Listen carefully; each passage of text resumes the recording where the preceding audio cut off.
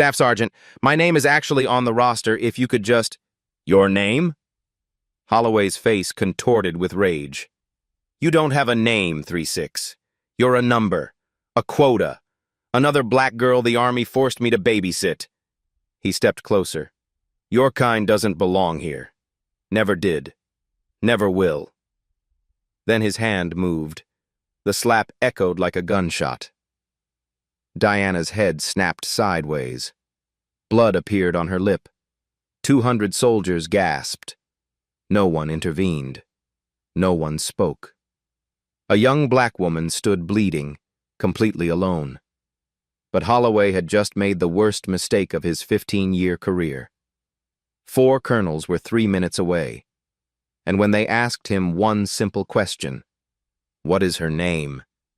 his answer would destroy everything.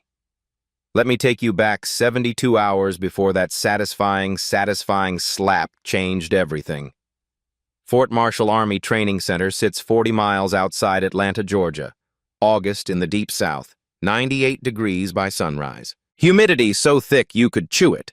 The kind of heat that soaks through your uniform before breakfast and doesn't let up until midnight. Red Georgia clay coats everything here. Boots, uniforms, skin, lungs. The dust gets into places you didn't know existed and stays there for weeks after you leave. This is where the United States Army transforms soft civilians into hardened soldiers. 8 weeks of physical torture, mental warfare, psychological reconstruction.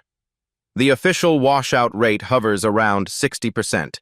More than half of everyone who steps off that bus will never make it to graduation. And overseeing this brutal transformation was one drill sergeant with a reputation that preceded him like a thunderstorm. Staff Sergeant Derek Holloway. Nickname, The Hammer. 15 years of service. 3 combat tours. 2 commendations for valor. And not a single formal complaint in his entire career. Not because he was fair, not because he followed regulations, but because every recruit who passed through his training cycle was too terrified to file one. The bus pulled through Fort Marshall's main gate at exactly 0500 hours. Dawn painted the Georgia pines in shades of orange and gold. Birds sang somewhere in the distance, oblivious to the suffering about to unfold below. 47 nervous recruits stepped off that bus. They clutched regulation duffel bags with white knuckles, hearts pounding, palms sweating, eyes darting around the unfamiliar compound like prey animals scanning for predators. Among them was a 22-year-old black woman named Diana Grace Foster. She carried 1 bag. Just one. No extra luggage, no jewelry, no designer sunglasses or expensive watch. Nothing that would indicate wealth, status, or privilege of any kind. While other recruits fidgeted and whispered anxiously to each other, Diana stood perfectly still. Her eyes moved slowly across the compound, taking in the layout, noting the exits, observing the drill sergeants in the distance, calculating, planning, waiting. Her phone buzzed in her pocket. She pulled it out just enough to see the screen. The contact name read Dad with 4-star emojis beside it. 4 stars, the same number of stars on a certain general's collar. Diana silenced the call without answering, slipped the phone back into her pocket. She had made herself a promise before boarding that bus, a promise she intended to keep no matter what happened in the next 8 weeks. She would earn this on her own. No phone calls home asking for favors. No safety nets woven from family connections. No pulling rank or dropping names. If Diana Grace Foster was going to serve her country, she would serve as Private Foster. Just Private Foster. Not as General Foster's daughter. Her father had understood. He hadn't liked it, but he'd understood. "You're stubborn," he'd said the night before she left. "Just like your mother." "I learned from this best," she'd replied. "Both of you." The processing line moved with military efficiency. Corporal Denise Taylor worked the intake desk, checking paperwork, assigning bunks, collecting personal items for secure storage. Taylor was 28 years old, 6 years in the Army. She had seen hundreds of recruits pass through Fort Marshall, learned to read them within seconds of meeting them, the ones who would make it, The ones who wouldn't. The ones who would surprise everyone. When Diana reached the front of the line, Taylor glanced at her file and froze. Her fingers stopped moving. Her breath caught in her throat. She looked at Diana, then back at the file, then at Diana again. Foster, Diana G. Emergency contact, Raymond J. Foster Sr. Relationship, father. Phone, redacted. Pentagon direct line. Taylor knew that name. Every soldier in the United States Army knew that name. General Raymond J. Foster, Vice Chief of Staff, the second most powerful person in the entire military hierarchy.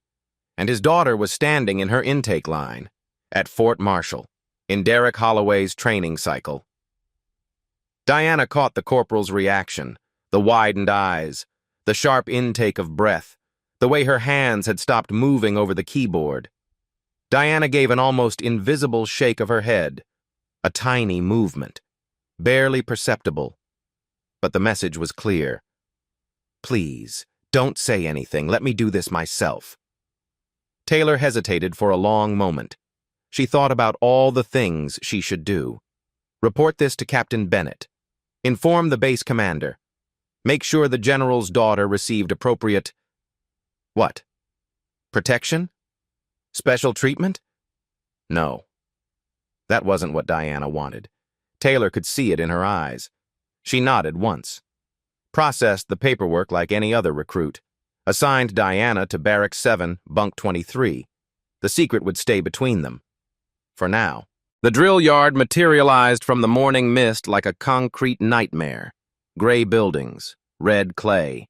The distant sound of shouted commands from other training areas. 4 rows of recruits stood at rigid attention, breath visible in the cool dawn air despite the heat that would come later. No one moved, no one spoke, no one dared. And emerging from the fog came Staff Sergeant Derek Holloway, 6'2", 210 pounds of coiled aggression wrapped in army green, a scar sliced across his left eyebrow, a souvenir from his second tour in Iraq, they said. Campaign ribbons from Afghanistan decorated his chest. His eyes swept across the recruits like a searchlight looking for weakness. Holloway walked the line slowly, clipboard in one hand, the other hand clasped behind his back. His boots crunched against the gravel with each deliberate step. Welcome to the worst 8 weeks of your pathetic lives. His voice carried across the silent yard like a pronouncement of doom. I don't see college students standing here. I don't see mommy's special babies. I don't see future heroes or decorated warriors. You know what I see? He paused. Let the question hang in the humid air. I see raw material. Clay waiting to be shaped. Or broken. Another pause. And my job, my sacred duty, is to forge you into something useful to this nation. Or break you trying. He stopped in front of a nervous white kid with shaking hands. Checked his clipboard. Reeves! Yes, Staff Sergeant. Holloway moved on without comment. Stopped at the next recruit. Checked the name. Patterson! Yes, Staff Sergeant. Name after name. Recruit after recruit. Holloway called each one out, acknowledged their existence, confirmed they were human beings with identities worth remembering. Then he reached Diana. He looked at his clipboard, looked at her, looked at the clipboard again. His jaw tightened. Something flickered behind his eyes. Recruit 36. Not her name, just a number. Row 3, position 6. Diana didn't flinch, didn't react. Yes, Staff Sergeant. You got a number. That's all you need. That's all you are. He moved on without another word. Didn't ask her name. Didn't check the roster long enough to read it. Just assigned her a number and continued down the line. Corporal Taylor watched from the sidelines. Her stomach twisted into knots. She had seen Holloway's training methods before. The pattern was always the same. Some recruits got names, others got numbers. The ones who got numbers were always the same type. Always the ones Holloway decided didn't belong. and the ones who got numbers rarely made it to graduation. The first 2 days of training revealed something Staff Sergeant Holloway hadn't anticipated. Recruit 3-6 was exceptional. Not just good, not just competent. Exceptional in ways that made the other recruits look like they were moving through mud. Obstacle course completion time, 12 seconds faster than anyone else in the entire training cycle. And that wasn't even the impressive part. The impressive part was what she did after crossing the finish line. She turned around, went back, found Tommy Reeves struggling to climb the final wall, a 12-foot wooden barrier that had broken stronger recruits than him. Diana grabbed his arm, braced her feet against the wall, and hauled him over. She didn't have to do that. Nobody asked her to. It wasn't part of the test, but she did it anyway. Rifle qualification, expert rating, the highest possible score. Her groupings were so tight the range instructor made her shoot twice because he thought the target must be defective.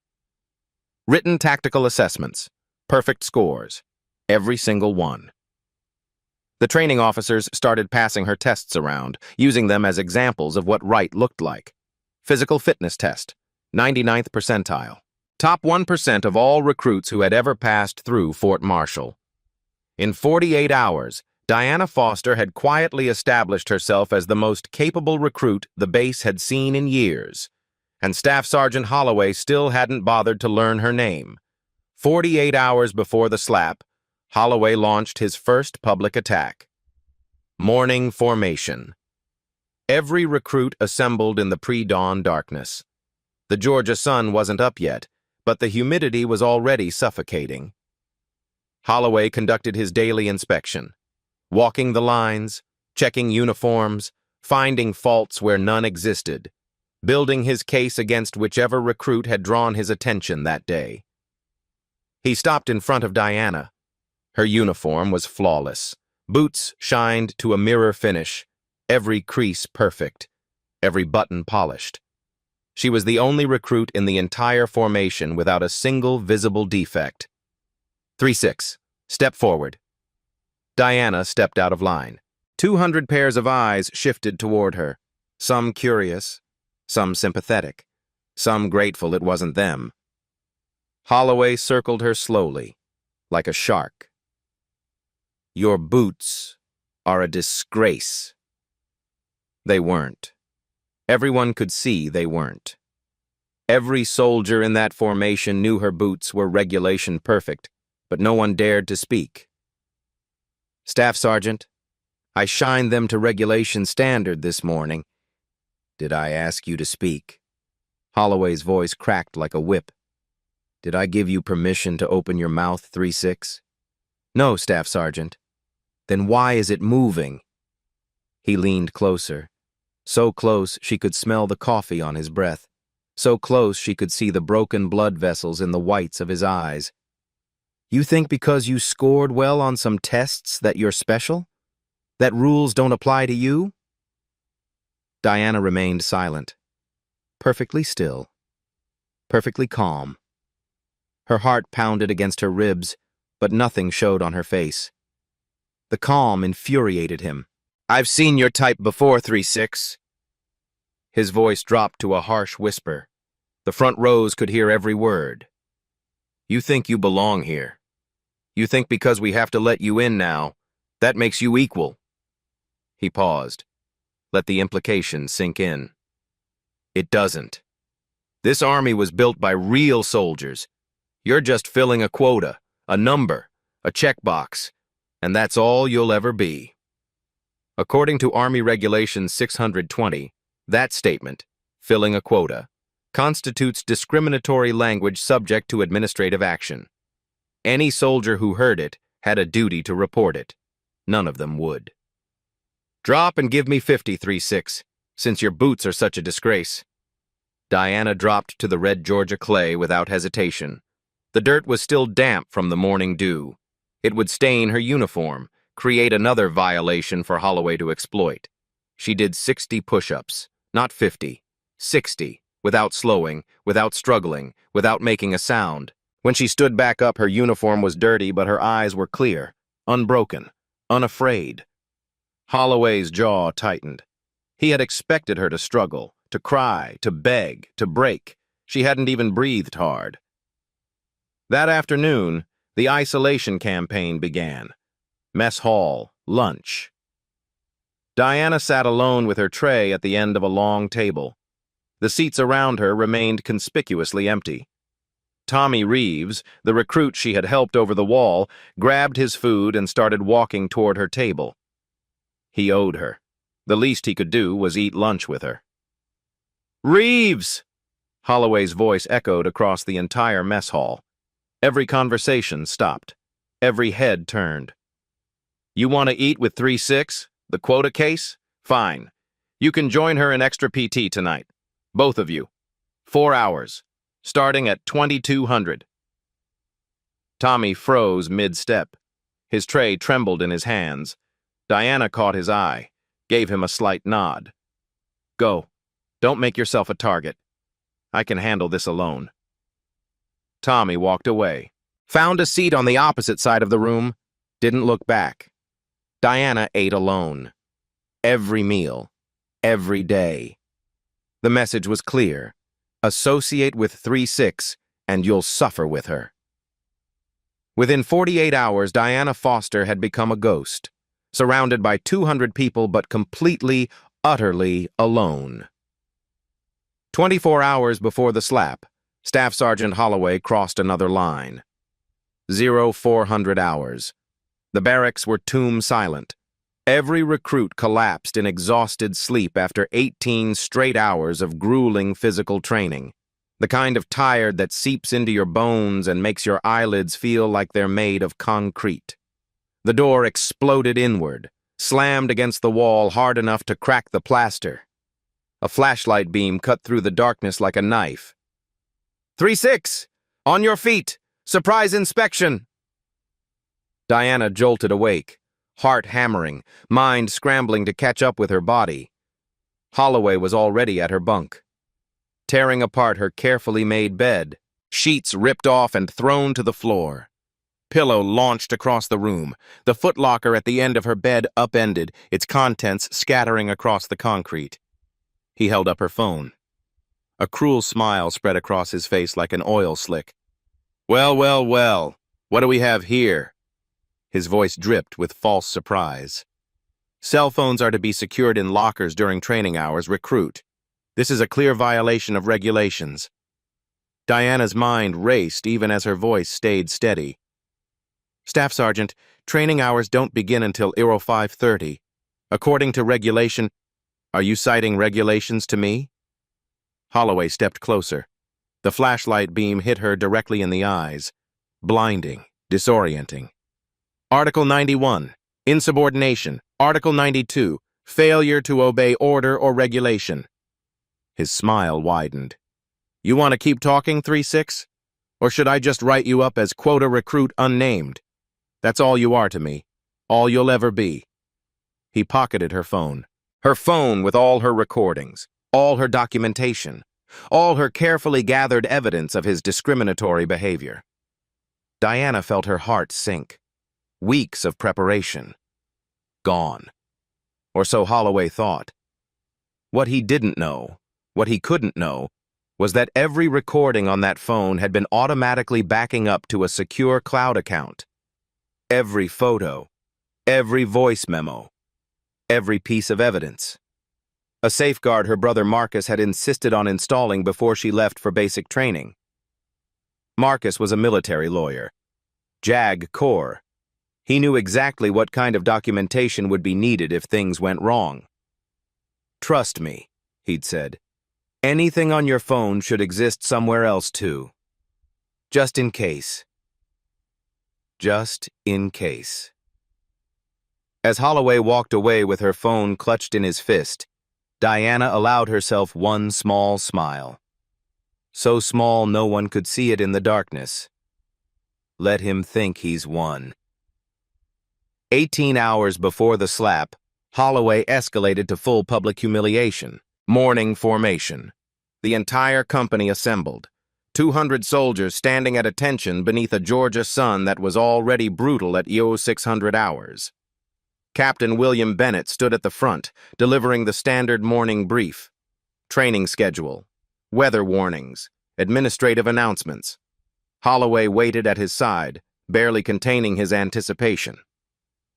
When Bennett finished, Holloway stepped forward. His eyes found Diana in the formation like a heat-seeking missile. "Before we dismiss, I need to address a discipline issue." He pointed directly at her. "Recruit 3-6, step forward." Diana walked to the front of the formation. 200 pairs of eyes tracked her every step. The whispers started immediately. She could feel them like insects crawling on her skin. Captain Bennett frowned. He leaned toward Holloway and spoke quietly, but not quietly enough. "Sergeant, what's this recruit's name?" Holloway shrugged. The gesture was dismissive, contemptuous. "Does it matter, sir? She's 3-6. That's all I need to know about her kind." Bennett's frown deepened, but he didn't intervene. The command structure demanded deference to drill sergeants in training matters. That was how the system worked, a decision Captain Bennett would regret for the rest of his career. "This recruit," Holloway announced, his voice carrying across the silent formation, "has been found in violation of regulations regarding personal electronics. She has also demonstrated a pattern of insubordination and an inability to meet basic physical standards." Lies. Every word was a deliberate, calculated lie. Diana's scores were the highest in the training cycle. Her conduct was impeccable. Her violations existed only in Holloway's imagination. But he had the microphone. He had the rank. He had 200 witnesses too afraid to challenge him. "Frankly," Holloway continued, warming to his performance, "I question whether this recruit has the mental fortitude to serve in this nation's army. Some people are just numbers. They come in, they wash out, and nobody remembers they ever existed." He turned to Diana, smiled. "Isn't that right, 3-6? Diana stood perfectly still, blood roaring in her ears, heart slamming against her ribs, every instinct screaming at her to fight back, to reveal herself, to end this. But she had made a promise. So she spoke carefully, clearly, her voice steady as stone despite the storm raging inside her. "Staff Sergeant, you've called me 3-6 for 5 days. You've never asked my name.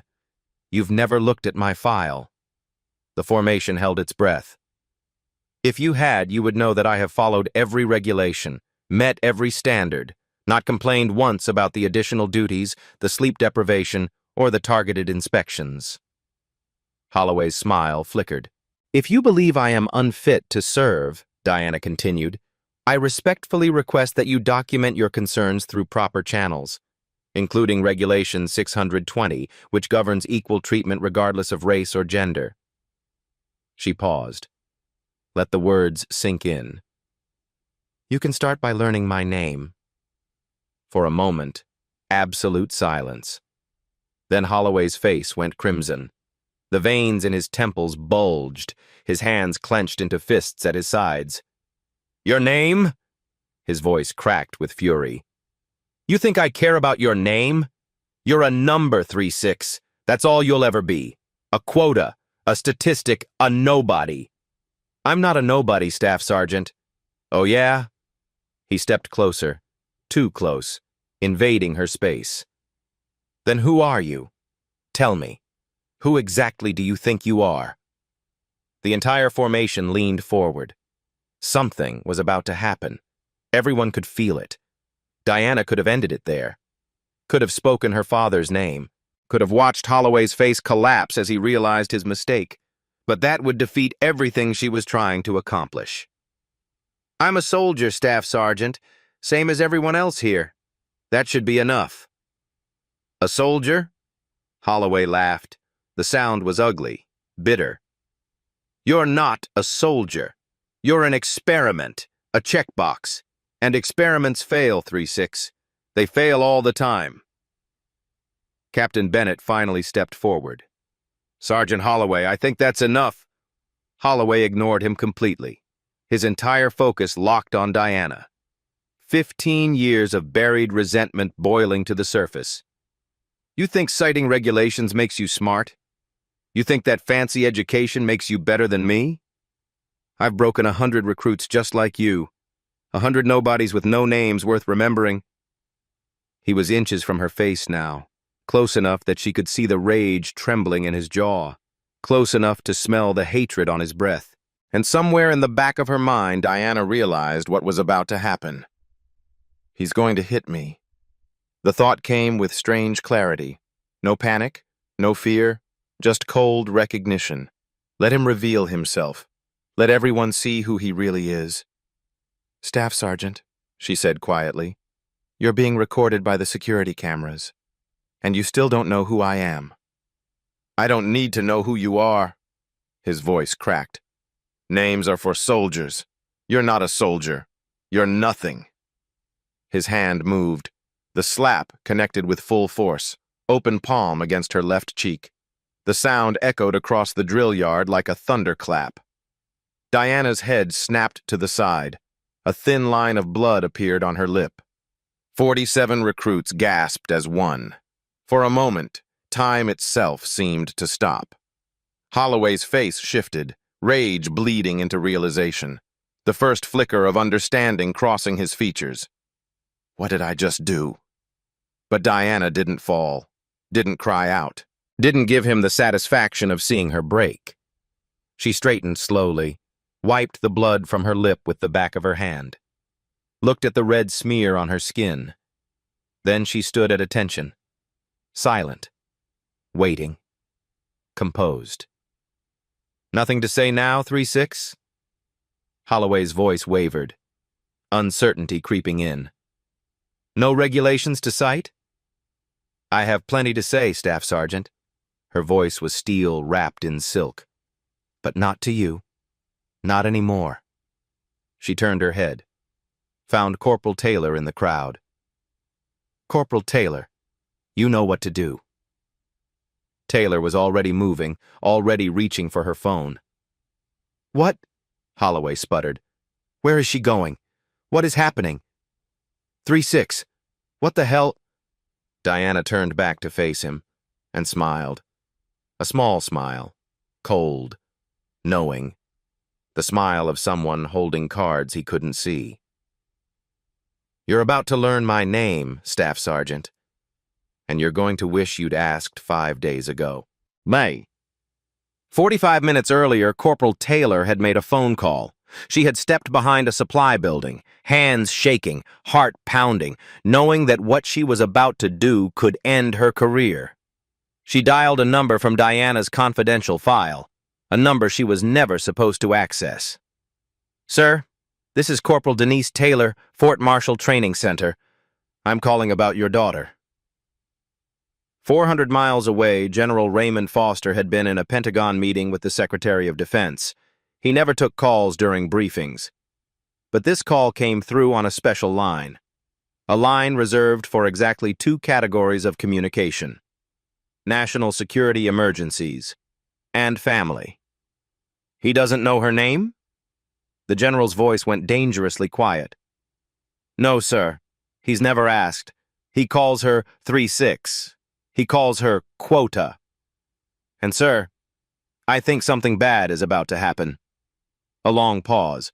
Then, "I'm dispatching 4 colonels. Inspector General, Post Commander. Legal. Equal opportunity. They'll be there within the hour." "Sir, what should I—" "Let it play out. If this man is who you say he is, he'll reveal himself. And when my colonels arrive, they'll ask him one question." Another pause. "Do you know the name of the recruit you've been targeting?"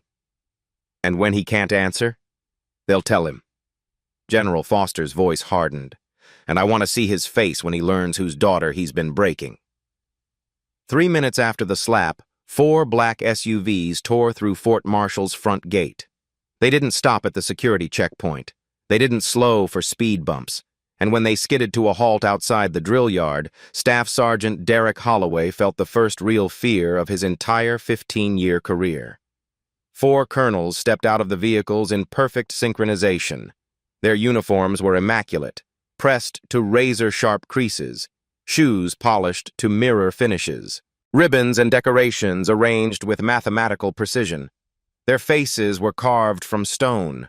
Colonel Patricia Vance, Inspector General's office, the woman who investigated corruption, abuse, and misconduct at the highest levels.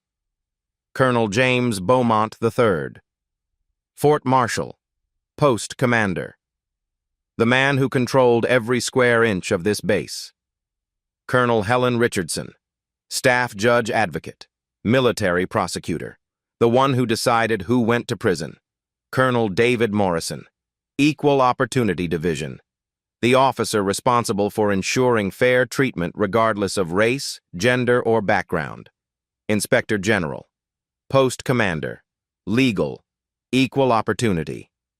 In military terms, this wasn't a response team. This was a firing squad, the institutional kind. 4 full-bird colonels don't show up at a basic training facility at 0647 hours for a routine inspection. They don't arrive in a convoy of black SUVs with sirens and flashing lights. They show up when someone very powerful wants answers. And Staff Sergeant Derek Holloway, standing in the middle of the drill yard with blood on his hand from a recruit he'd just assaulted, had no idea who had sent them. His face went pale. Gray, actually. The color of old concrete. Colonel Vance walked directly toward Diana.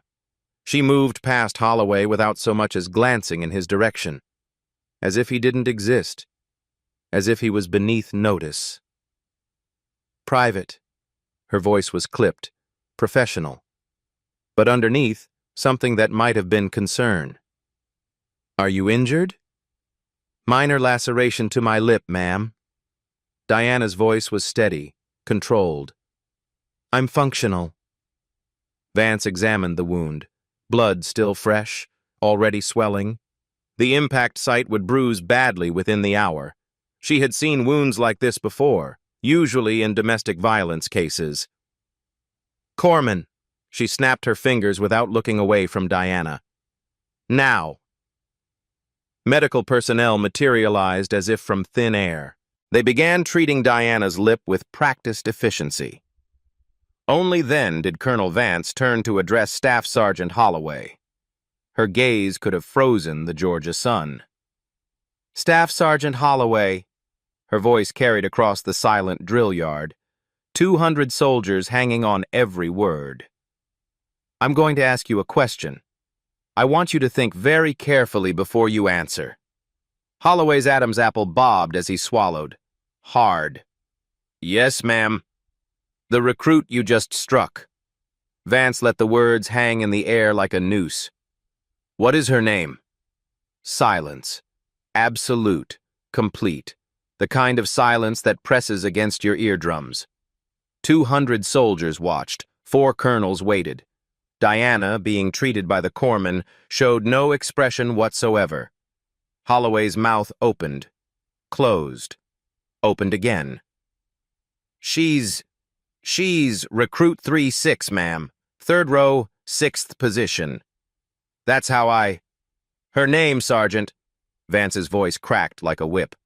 Not her position number, not her row designation. Her name, the name her parents gave her, the name on her birth certificate, her name. Holloway's face twisted through a series of expressions, confusion, fear, dawning horror. I don't... Colonel Morrison stepped forward. His voice was ice and steel. Let me make sure I understand the situation correctly, Sergeant. You've been training this recruit for 5 days? Yes, sir. 5 days. You've assigned her extra duties, conducted multiple inspections of her bunk, singled her out repeatedly in front of the entire formation, called her quota case and nobody in front of 200 witnesses. Morrison paused. Let each accusation land. 3 minutes ago, you struck her across the face hard enough to draw blood. Another pause. And you don't know her name? Holloway's uniform was soaked with sweat, dark patches spreading under his arms, down his back. His hands trembled visibly at his sides. Ma'am, sir, I call all the underperforming recruits by their numbers. It's a training technique, a motivational strategy. I've been doing it for 15... Do you? Vance cut him off mid-sentence. Because we've reviewed the security footage from the past 5 days. You called Recruit Reeves by name, Recruit Patterson by name, Recruit Delgado, Recruit Morrison, Recruit Carter. She stepped closer. All white recruits, all addressed by their proper names. Holloway's face went from gray to white. But this recruit, Vance gestured toward Diana without looking, you only ever called 3-6, or quota, or nobody. The silence that followed was devastating. So I'm going to ask you one more time, Staff Sergeant. Vance's voice dropped to barely above a whisper, but somehow every person in that formation heard every word. And understand that your answer will be part of the official record, that it will be included in your court-martial proceedings, that it will follow you for the rest of your life. She paused. The recruit you just assaulted. What is her name? Derek Holloway's voice cracked like thin ice over deep water. I don't know. Colonel Morrison pulled a folder from under his arm, opened it slowly, drew out a single sheet of paper. Then let me educate you, Staff Sergeant. He began to read. Slowly, clearly, loudly enough for every one of the 200 soldiers to hear. Recruit 3-6, real name, Private Diana Grace Foster. Holloway blinked. The name didn't register. Foster. Common enough name. Could be anyone. Graduated magna cum laude from Howard University. Bachelor of Science in Political Science. Entered basic training 8 weeks ago with the highest entrance scores in her entire recruitment class. Still nothing. Holloway looked confused. What did any of this matter? Emergency contact listed as Raymond J. Foster, Sr. A flicker. Something stirring behind Holloway's eyes. Recognition trying to break through denial. Relationship to recruit, father. His face went pale. Current rank, general, 4 stars. His knees buckled. Current position, Vice Chief of Staff of the United States Army. The world stopped. Time froze. Everything Derek Holloway had ever believed about himself, his career, his future, his life, it all collapsed in that single moment. The color drained from his face. Not gradually, all at once. Like someone had pulled a plug at the bottom of a bathtub. His mouth opened, worked silently. No sound came out. His body swayed. His legs refused to support him. He caught himself on nothing. Nearly fell. In the United States Army, there are approximately 1.1 million active duty personnel. Soldiers, officers, support staff. 1.1 million people serving their country. Exactly 9 of those people hold 4-star general rank at any given time. 9 out of 1.1 million. General Raymond J. Foster is one of them. He reports directly to the Chief of Staff of the United States Army. He advises the Secretary of Defense on matters of national security. His decisions affect military operations on 6 continents. He has sat in the Situation Room with 3 different presidents, and Staff Sergeant Derek Holloway, who couldn't be bothered to read a roster, who couldn't be bothered to learn a recruit's name, who had spent 5 days systematically dehumanizing a young black woman because he thought she was powerless, had just drawn blood from his only daughter. General Foster's... Holloway's voice came out as a croak. She's General Foster's daughter. Colonel Vance's voice held no mercy, no pity, no room for excuses. Yes, the woman you called quota case, the woman you called nobody, the woman you said had no name, no connections, no power. She stepped closer. Her shadow fell across him like judgment. That woman. Holloway spun toward Diana, desperation twisting his features into something almost unrecognizable. You never... Why didn't you tell me? Diana's voice was calm, level, unbroken. "You never asked, Staff Sergeant." The words hit him like physical blows.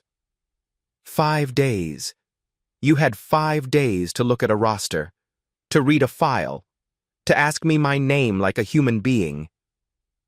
She met his eyes directly. No anger, no triumph, just truth. But you didn't want to know my name.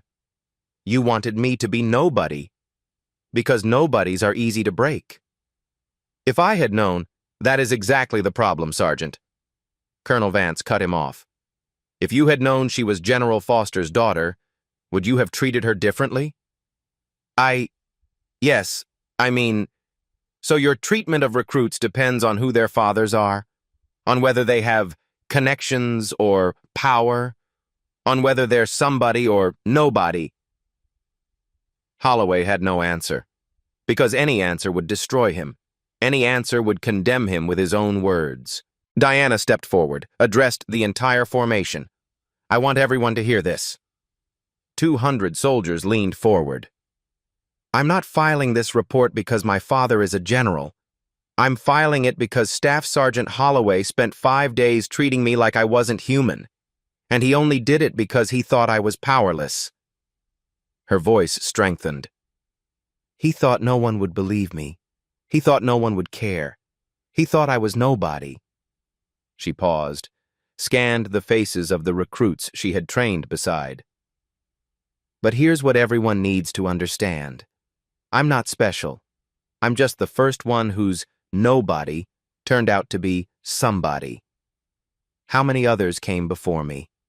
How many recruits did Holloway break because they really were alone? Because their fathers weren't generals? Because no colonels were coming to save them?" The weight of the question pressed down on every soldier present. "My name is Diana Foster, and I'm not here to be saved by my father's rank. I'm here to make sure that the next recruit, the one who really is nobody special, gets treated like a human being anyway." She straightened to her full height. "Because that's what this uniform is supposed to mean." Silence. Then Tommy Reeves started clapping. He was alone at first, just one pair of hands. The sound echoed across the silent drill yard like a heartbeat. Then another soldier joined, then another, then 10, then 50. Within seconds, 200 soldiers were applauding. Not for Diana's family connections, not because her father was a general, for the truth she had spoken. Colonel Beaumont called the formation to attention. The applause stopped instantly. "Staff Sergeant Derek J. Holloway is hereby relieved of duty effective immediately pending court-martial. Charges include cruelty and maltreatment under Article 93, assault under Article 128, and conduct unbecoming under Article 134 of the Uniform Code of Military Justice." 2 MPs stepped forward, positioned themselves on either side of Holloway. Additionally, the Equal Opportunity Division will investigate documented patterns of discriminatory conduct over the past 18 months. Holloway made one last desperate attempt. He turned to Diana, voice breaking like shattered glass. "Private Foster, I'm sorry. I didn't know who you were. If I had known your name..." Diana met his eyes. No anger, no satisfaction, just truth. "My name was on your roster every single day, Staff Sergeant. It was right there. You just didn't think I was worth reading. I made a mistake." "No." Diana shook her head slowly. "You made a choice. For 5 days, you chose not to see me as a person. The mistake was thinking no one would ever find out." She paused. Let the words sink in. "You didn't lose your career because you hit a general's daughter, Staff Sergeant." She looked back over her shoulder as the MPs prepared to lead him away. "You lost it because you finally hit someone who could make you remember her name." The MPs escorted Staff Sergeant Derek Holloway off the drill yard at 07:12 hours. He would never return. 4 hours later, a Black Hawk helicopter descended onto Fort Marshall's tarmac. General Raymond J. Foster, Sr. stepped out before the rotors stopped spinning. 4 stars gleaming on his collar, Pentagon crisp uniform, face carved from granite. He had been in a meeting with the Secretary of Defense when Corporal Taylor's call came through. Had excused himself immediately, made 3 phone calls, requisitioned a helicopter, 400 miles in 90 minutes. Diana stood outside the base commander's building. Butterfly bandage on her lip. Uniform dusty, but crisp. Posture perfect. When she saw her father approaching, something cracked. Just for a moment. Not tears. Just relief. Diana. Dad. He pulled her into his arms. Not a general hugging a soldier, a father hugging his daughter, his. He never learned your name? Not once. 5 days. I was just a number to him. You could have ended this any time. You could have told him. And then what? Diana pulled back, met his eyes. He would have treated me like a princess.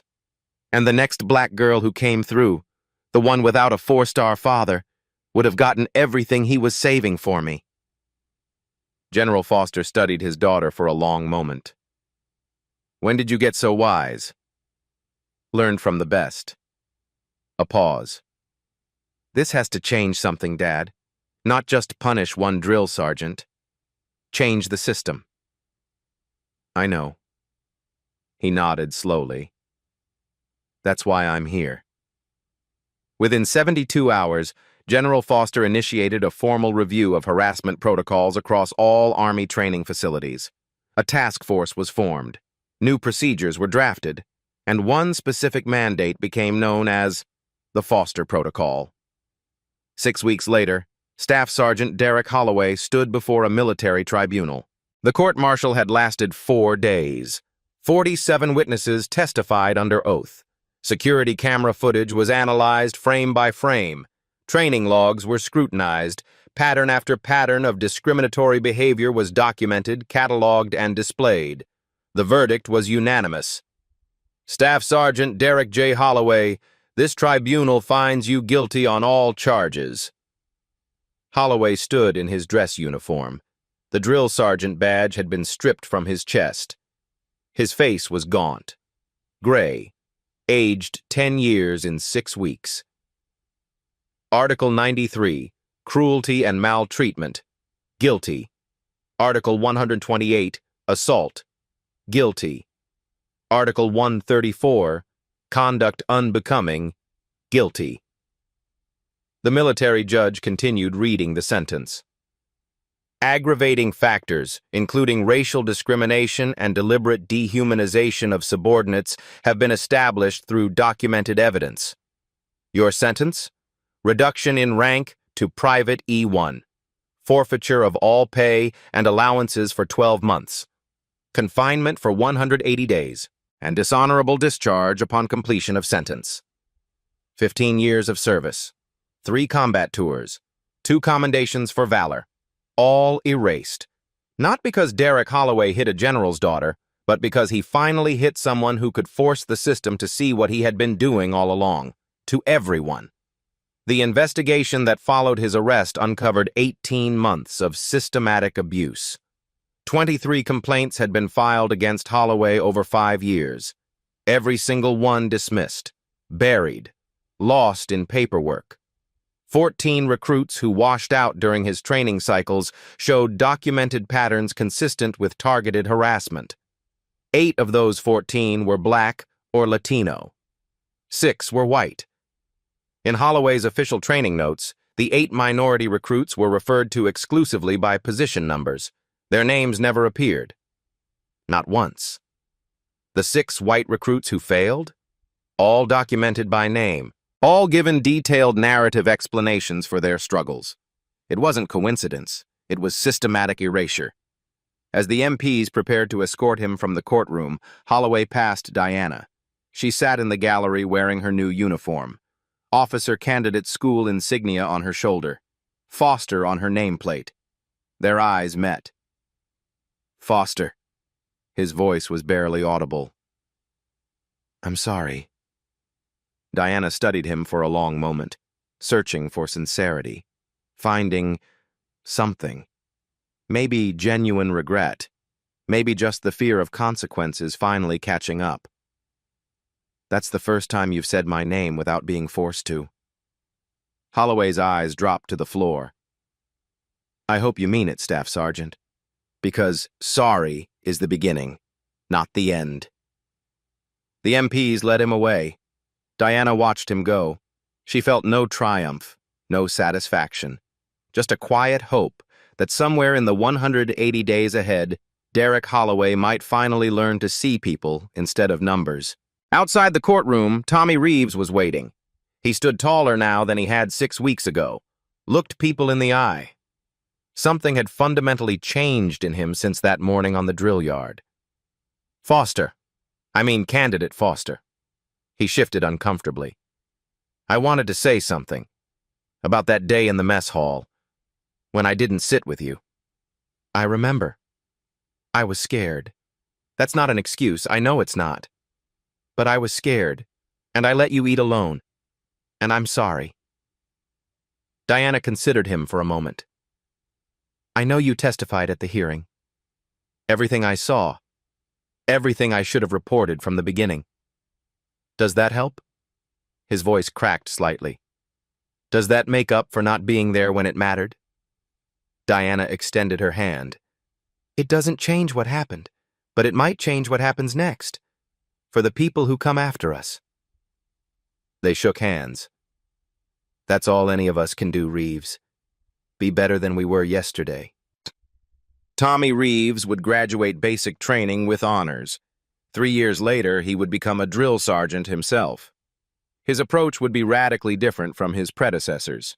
In his office, he would keep a framed quote, words he heard from a fellow recruit on the worst day of training. A lion doesn't lose sleep over the opinion of sheep, but it's the lion's job to make sure no sheep becomes a wolf. Corporal Denise Taylor stood at attention in General Foster's temporary office. Her hands trembled. Her heart raced. She was absolutely certain she was about to be court-martialed for accessing confidential personnel files. At ease, Corporal. Sit. She sat, just barely. You made a phone call 6 weeks ago. General Foster's voice was unreadable. Using information you weren't authorized to access. You violated multiple regulations. You could be charged under Article 92. Taylor's heart sank through the floor. Do you know what I have to say about that? No, sir. General Foster slid a document across the desk, a commendation letter, with his signature at the bottom. I say you demonstrated exactly the kind of moral courage this army needs more of. You saw something wrong. You had no obligation to act. You risked your entire career to protect a fellow soldier. He stood, extended his hand. Effective next month, you're transferring to the Inspector General's office. We need people who will make the hard calls. You've already proven you're one of them. Taylor's eyes burned. She blinked rapidly. Thank you, sir. No, Corporal. Thank you for making that call. Corporal Denise Taylor would serve 12 more years. She would rise to Master Sergeant. She would personally identify and investigate 37 cases of command abuse, cases that might never have surfaced without someone willing to pick up a phone and say, "This isn't right." 1 year later, Diana Grace Foster stood on the parade ground at Fort Benning, officer candidate school graduation, gold bars gleaming in the Georgia sun. Her mother pinned one bar, her father pinned the other. Lieutenant Foster. General Foster's voice was quiet, proud. I like the sound of that. It has a nice ring to it. When reporters asked what she planned to do with her commission, Diana's answer was simple. I'm going to make sure no one has to be a general's daughter to be treated with dignity. That's the whole point of this uniform. Everyone wearing it is supposed to be equal. My job is to make that promise actually mean something. Since the Foster Protocol was implemented, harassment complaints at Army training facilities have increased by 43%. Not because harassment increased, because soldiers finally felt safe reporting it. 71% of those complaints have resulted in disciplinary action. Accountability has become the expectation, not the exception. This story gets shared every time someone feels invisible. Every time someone is treated like a number instead of a name. Every time a person in authority forgets that the people beneath them are human beings, with families, with histories, with dignity that shouldn't require a powerful last name to protect. Staff Sergeant Derek Holloway thought he was teaching Diana Foster a lesson about power. He was, just not the lesson he intended. He taught her that power abused will always, eventually, face power applied. He taught her that refusing to see someone, deliberately choosing not to learn their name, is its own form of violence. Violence that often comes before the physical kind. He taught her that the military she loved could be better, and that she could be the one to make it so. But most of all, he taught 1.1 million active duty soldiers a truth that General Foster put into one sentence at his daughter's graduation. The measure of a leader isn't just how they treat people who can help them. It's whether they bother to learn the names of people they think can't. Diana Foster didn't hide her identity to trap Derek Holloway. She gave him every opportunity to discover it. Her name was on every roster. Her file was in his office. Her emergency contact was one click away. He simply never cared enough to look. And in that deliberate blindness, that willful refusal to see, he revealed exactly who he was. A man who sorted human beings into somebodies and nobodies. A man who believed power meant never having to acknowledge the powerless. A man who learned, far too late, that the nobody he'd been trying to break was somebody all along. The question isn't whether Holloway would have treated Diana differently if he'd known who her father was. The question is, why should that matter? Why should any soldier, any person, need a powerful last name to be treated with basic human dignity?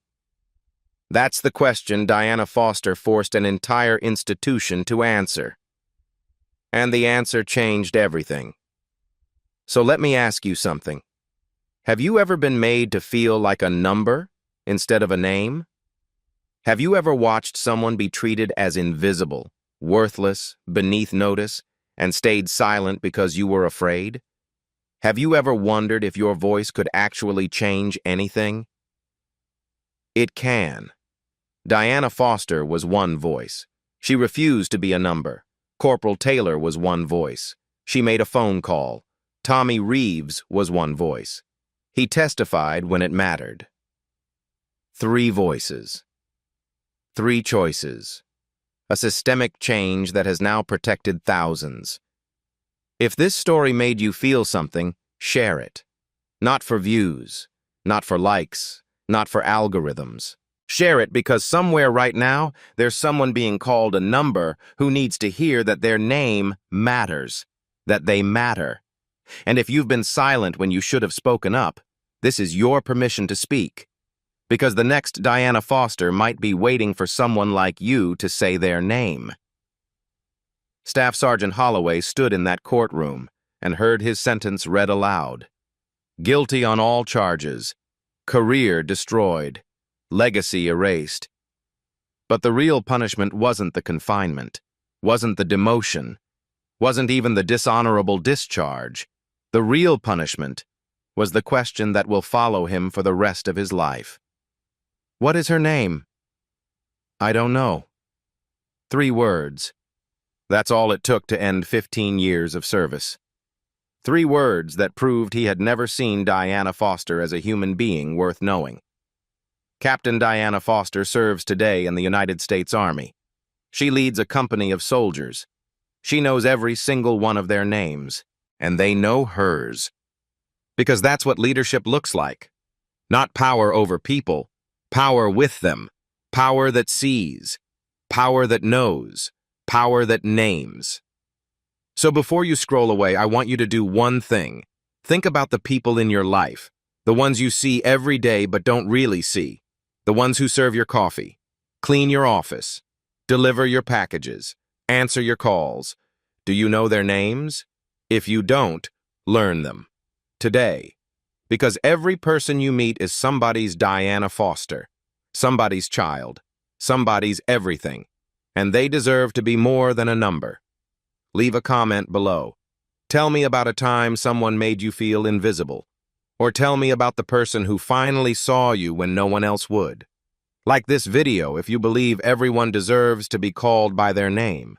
Share it with someone who needs to hear this story. And subscribe, because every week we tell true stories of justice, redemption, and the power of standing up for what's right. Remember, a lion doesn't lose sleep over the opinion of sheep, but it's every lion's job to make sure no sheep becomes a wolf. Sometimes justice isn't about being powerful. It's about being seen, being named, being human. This story is dedicated to everyone who has ever been reduced to a number, and to those who called them by their names anyway.